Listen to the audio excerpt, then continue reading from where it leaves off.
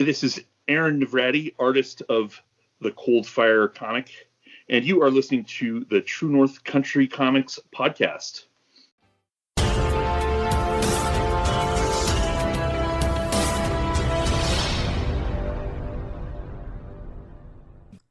Welcome to a special edition of the True North Country Comics podcast, dedicated to promote Canadian comic book creators and supporters. It's May 9th, 2021. I'm John Swinimer. If you want to drop me a line, you can contact me at john@truenorthcountrycomics.com. These podcasts are published to celebrate the exhibitors of this year's virtual edition of the Toronto Comic Arts Festival. TCAF is an annual event gathering comic book creators from around the world to promote broad and diverse voices towards the betterment of the medium of comics through panels, keynote exclusives, and just basically enjoying the fun of comics. On this episode, I chat with Aaron Navrady about the Cold Fire at TCAF 2021. This podcast is available on Apple Podcasts and Google Podcasts. It's also available on the True North Country Comics channel on YouTube. I invite you to like and subscribe. Based in Calgary, Aaron is the creator of his self-published comic The Cold Fire, a medieval series about a Norman crusader who joins a company of knights tasked with pursuing heretics across the Alps during the Albigensian Crusade. And so, without further ado, here's my chat with Aaron Navrady about The Cold Fire at TCAF 2021.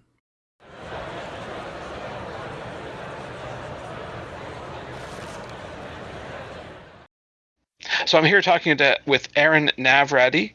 Thank you very much for taking time to chat with me. Thank you for having me on your show. No, I really do appreciate it. What I normally do to start off the interview is ask the creator about their first comic book. So I wonder if you remember, what was the first comic book that you read? Oh, wow. I think it was Tintin. Oh, yeah? I used to live when I was about 8, I lived in Montreal in the St. Lambert area, and there was a library nearby that had a lot of European comics, bande dessinée. And I remember... I distinctly remember reading a lot of Tintin at that time, and along with other like Lucky Luke and Yokotsuno and a few others in that sort of tome format. And but for some, Tintin stands out as I think the first one. Maybe I can't remember from any age earlier. So. Yeah, the Hergé is a very good influence, that's for sure. But wondering, who influences your work today? Who are you reading today? Oh, wow. I read a lot of, I really admire the work of GP, whose his real name is, I think it's Giancarlo Pacinotti. I think he's an Italian artist. He works in watercolor. One of his books is Notes from War Story. Another one's Le Local, or at least I have the French version of that. What do I have? Like a little bit of everything. Like I read. It's usually based in the art, in the artwork. I have a well-worn copy of Electra Assassin. Was Sienkiewicz and Frank Miller. But, it's just anything, Mazzucchelli, anything that sort of catches my eye. These days I am a little bit more thinking about, storyline. I recently picked up a copy of, it was Cosmic Odyssey with Jim Starlin and Mike Mignola. And I guess I do also kind of have been sort of shuffling through the back issues a lot too, just sort of looking for those sort of gems, stuff that I would have, maybe stuff that was written and drawn, like I say, when I was reading Tintin, but sort of those rare hidden gems. What else? It's a bit of everything. There's I do like European books as well. I've got Enki Bilal in there, Black Sad. Definitely into Black Sad, the watercolor work there. And I've always kind of had a curiosity with Jean Giraud, Mobius, Yeah. his work on Blueberry. Right. Although it's a kind of a weird. It's weird. It's interesting to read that book, partly because I live in Calgary, and we have the Stampede every year, and sort of the theme or the motif of the cowboy is pretty sort of front and center in the imagination of people, especially in Alberta. And so to read a Western written and drawn by people in France, imagining that world is interesting. There's a lot of sort of cliches and that kind of thing that show up. So but it's good. It helps me sort of think about that and about when people approach genres from completely different backgrounds, what do they see in that? Very good. All good stuff, that's for sure. So we're here talking during the time of the Toronto Comic Arts Festival, and wanted to, right off the top, ask you if you have any favorite convention or festival moments that you'd like to share. I think the best part of those shows is always just meeting all the different people, whether they're guests or artists, people from the media. In fact, it's good that we're doing this because the absence necessarily of a physical table means there won't be there will be those Zoom rooms, but there won't necessarily be that chance to just, like I say, kibitz with just all kinds of people who show up at the show. And I think, VanCaf, I do have really good memories from VanCaf, and the people there are super hungry for like comics. I remember just people being like, "So when is this going to be finished? When are you going to finish the project?" And I was like, and we do Calgary Expo every year here, and like I say, it's a chance to just catch up with people maybe you haven't seen them all year, and but it's also, like I say, you meet meeting new people. Last time I did TCAF, I just remember meeting so many different artists. Oh yeah, from so many different backgrounds, and then picking up rare books and stuff that you wouldn't find out here. And there's definitely, I think there's definitely more of that autobiographical sort of true life story kind of genres and themes out east.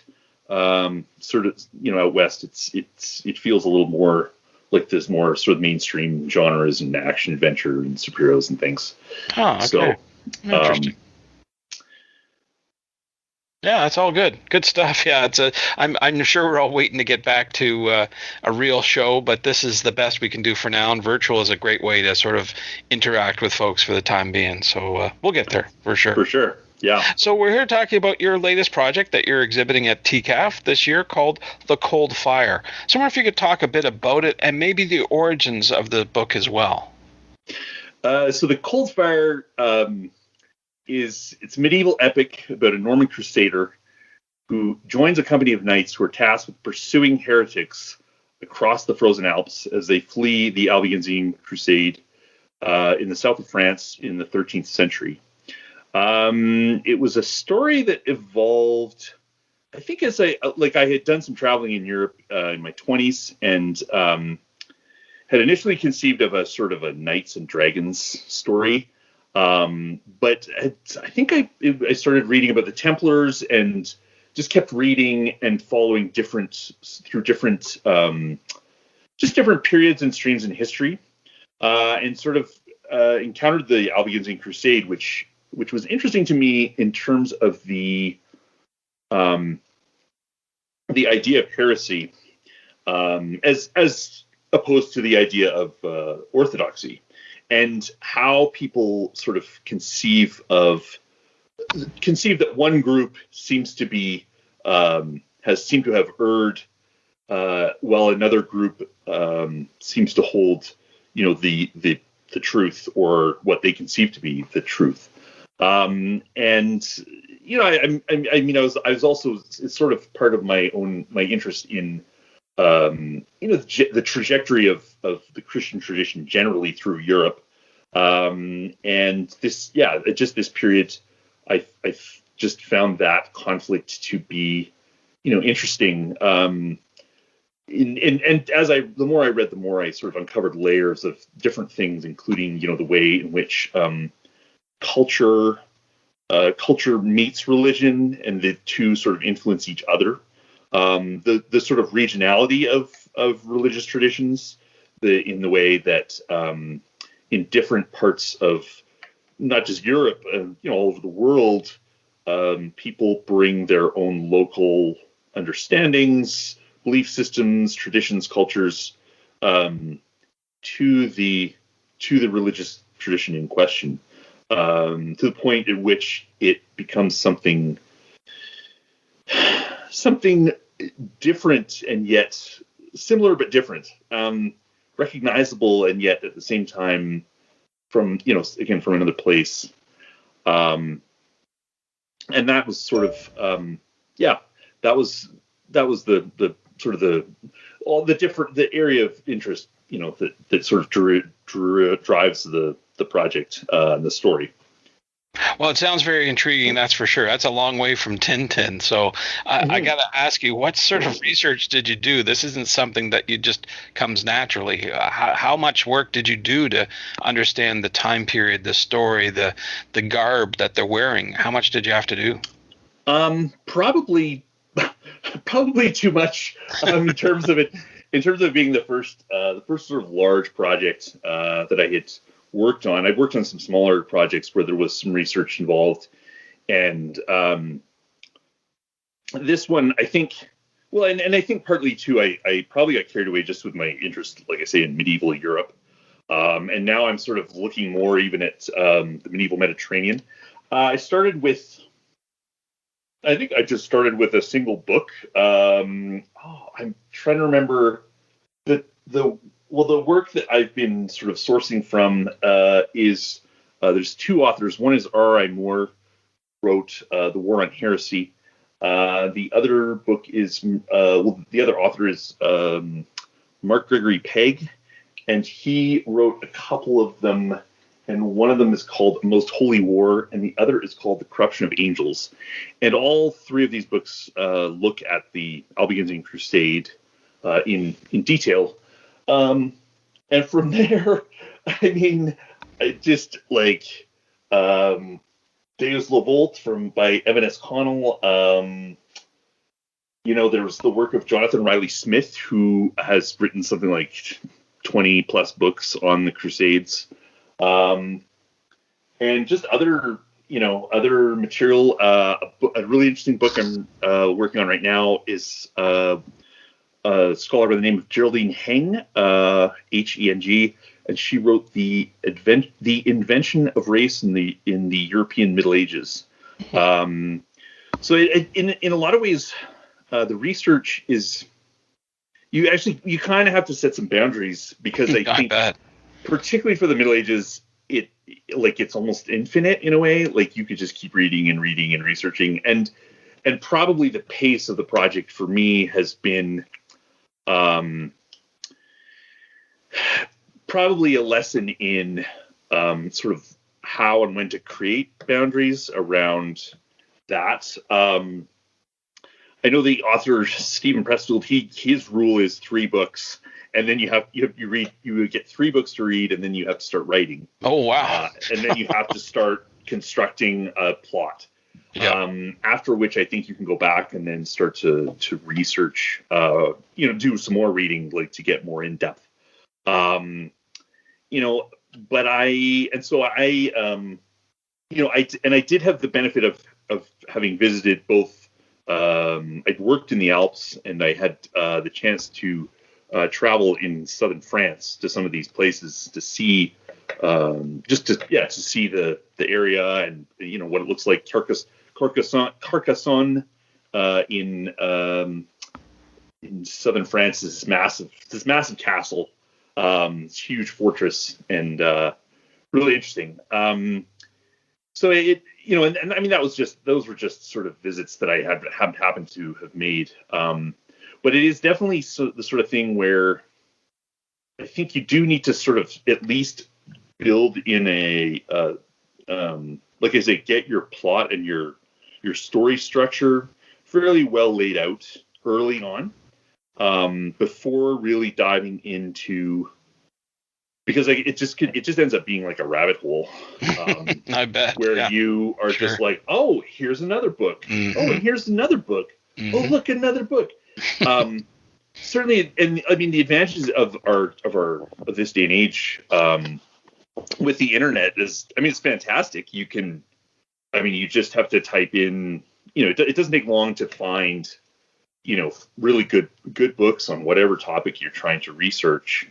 And so, our access, I think, to information, and, and even if it's just getting a summary from Wikipedia, it's really all there, on, and very interconnected. But the challenge is getting your story moving, and like I say, locking down your theme and understanding your genre, and sort of narrowing in on what are you going to actually write about? Because there's an infinite number of themes that can be explored, an infinite number of plots. And so so it's starting to get more getting specific early, so that you can at least head yourself off at the pass. Sure. Yeah. When there's a temptation to like go off. Yeah, well, I can imagine. For sure. Yeah. Well, want to switch gears slightly and talk about the tools that you use to create your art. I'm curious to know if you're a traditional or digital artist. I'm actually a traditional artist. I work in ink and watercolor. I use a quill pen I use Higgins Black Magic to ink my work on a 15 by 20 watercolor block, and then go in with just using watercolor, and a little bit of gouache. Okay. Mostly for snow. Right. There's lots of snow in my story. And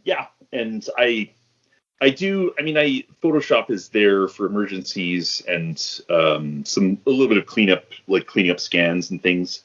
But I try to do as much of it by traditionally as possible, including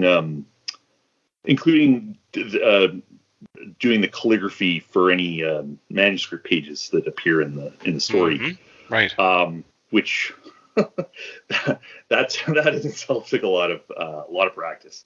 Sure. I just like getting ink on my hands, and I just really enjoy. I have tried some digital drawing, but nothing really beats, like I say, working with the materials.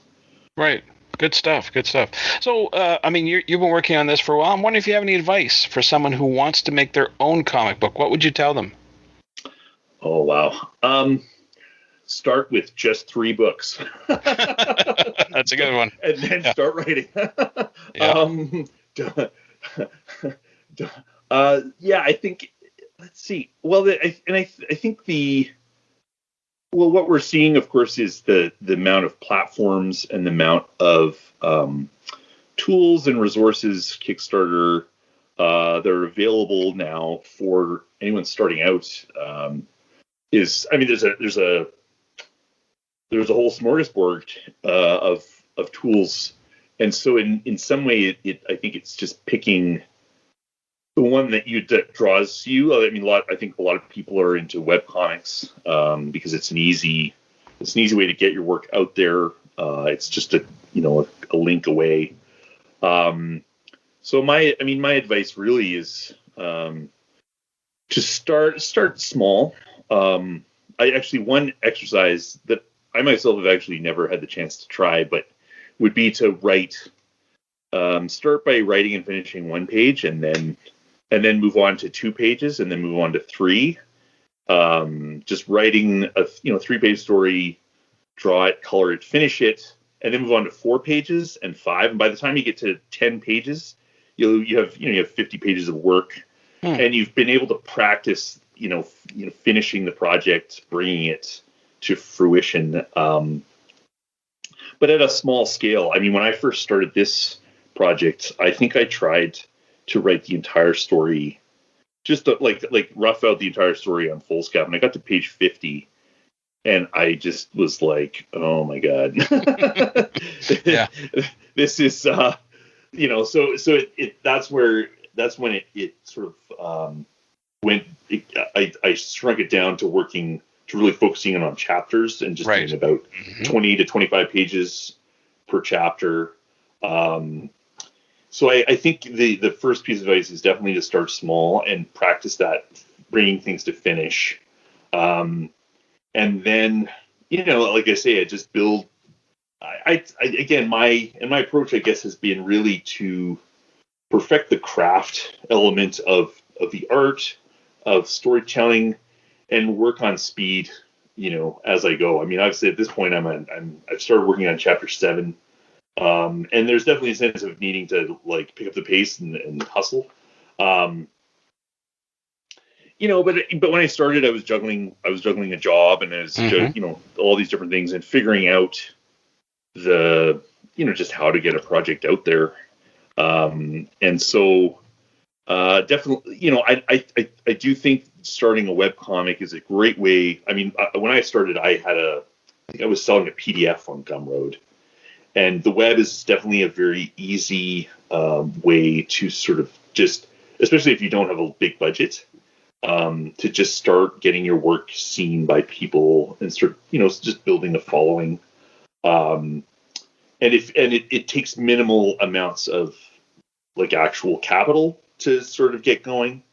If you want to choose to, like I say, package into a PDF and sell it, that's definitely a thing as well. Although I think looking back, having maybe perhaps made some kind of open-ended web comic might have been helpful just to build more of that audience initially, especially when people are sort of unsure of your work and just trying you out.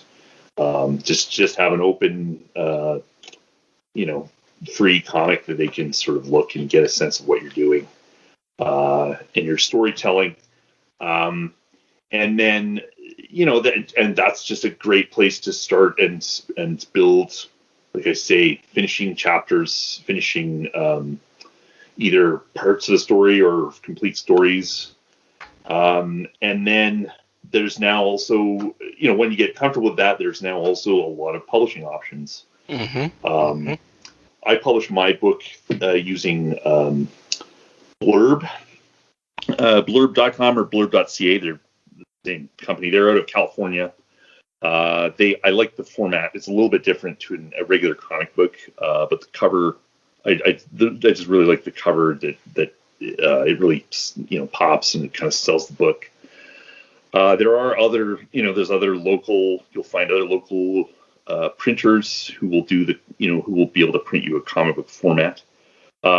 Certainly the marketing and the hustle is I think the hardest part, and it's one that I'm still trying to figure out myself. Well, you're doing a good job tonight, I'll tell you. I'm making up for lost time. Absolutely. There you go. It's yeah. So that part, can be, that can be just definitely the challenge. And I mean, when you look at actually, just as a side note too, you can get free ISBNs from Library and Archives Canada. Oh, okay. Mm-hmm. That's a really important one, especially if you're wanting to sort of maybe sell through consignment in different, things like Indigo chapters or your local bookstore. That can be super useful to get your free ISBNs from the government of Canada. And when you think about the fact that there's, I think it was in 2020, there was something like 17,000 Kickstarters for comics. Wow. Yeah. That's the number I saw. And it is just a lot. There's a lot on offer. So I think, it is also just about focusing on, building that, the paying attention to the people who are paying attention to you, putting care into the work, and working on, satisfying those people who are giving you that attention. If you can get them to talk about your project to others, that's been sort of the best thing for my work is creating something that something that's worth talking about, especially when there's so much on offer. If you have to put more time into sort of the craft and the product, especially early on, that's usually time well invested. It's also important to meet deadline, and it's important to to be able to ship when the time comes to get the book out, right? As well. So it's sort of fiddling with that dial, the slider that goes between quality and speed, and finding that right balance. Right. Well, lots of good advice here, that's for sure. Good stuff. So you're working hard on the Cold Fire right now. I'm wondering, though, if there's anything other projects you're working on, or you could talk about what's next. Yeah, like right now it's sort of right now my real focus is to get the Cold Fire wrapped. There's 4 more chapters, and so I've just started on chapter 7. It's trying to get it wrapped in the next year or two. Once that's done, I mean, I have some other stories that I'm starting to explore that are connected to the Cold Fire, so a larger possible trilogy. Oh, wow. But again, 3 books. Right. Good advice. 3 books of research. Yeah. Take your own advice for sure. Yes. So it would definitely expand the story. It would, and still focusing probably on the Crusades, and looking at the medieval Mediterranean. And then I guess there might be some spin-offs as well with maybe some of the other characters, depending on how it unfolds. The main character, Gaspard, is a character who's close to my heart, but I don't necessarily like creating too many books with that same character. I want to move to different ideas. I also, I've always got like 3 or 4 ideas that are just sort of on the grill, and I'm sort of waiting for the right moment to produce those and what the kind of format is. So I'm thinking about maybe some kind of science fiction magazine format to be able to sort of drop some of those more fiction, like some fantasy fictional kind of work in a single place. Certainly my focus is historical work, so that and sort of sticking with that historical fiction aspect, given that there's so much already on offer in terms of science fiction, adventure, and superhero and that kind of stuff. So for now, it's definitely getting this book done, exploring what other sort of tie-in books look like, and like I say, they'll finding some space for doing maybe some of the crazier, more fantastical stuff. Sure. Well, we've been talking about the Toronto Comic Arts Festival, and certainly one of the aspects is networking with people, but it's also about buying books and buying stuff in general. So I'm wondering, where do you recommend that people go to find out more about you and perhaps buy your books too? Oh, for sure. The project, the Cold Fire, is just at thecoldfire.com. That's the project page, and you'll find links to both the digital and the physical edition. I sell on Gumroad and for the digital, and then Etsy you can get the individual chapters for the series. I also have really good deals at TCAF. So I'm selling them in bundles. So if you're looking to get started in the story, the 3-pack is probably your best bet. Bundle of chapters 1, 2, 3, and then there's 4, 5, 6. And then on Instagram, I'm just at navswork, NAVS_work. And that's sort of the main spot where I just put, updates on what I'm doing. Mostly, just my drawings and that kind of thing. And then just trying to think, I'm on Twitter at Aaron Navrady. And but like I say, the project page is thecoldfire.com, and you can find updates and different things on that page. Great. Well, Aaron, those are all the questions I have for you, but I'm wondering if there's something I didn't ask you that you'd like to get across in this interview. Like I say, I just encourage for those people who are interested in starting their first comic to just get started. It's a question of putting in the hours and putting in the practice. We need new ideas. I think we need new voices and sort of alternate ideas that maybe take us away from some of the traditional genres that we've been sort of accustomed and used to seeing. And so I've certainly, if people want to get in touch, my email's on the webpage. If they have any questions and sort of how to get started in comics, I'm certainly happy to answer anything that people send my way. I'm just trying to think what else. It's just a real privilege to be here at TCAF amongst all this great talent.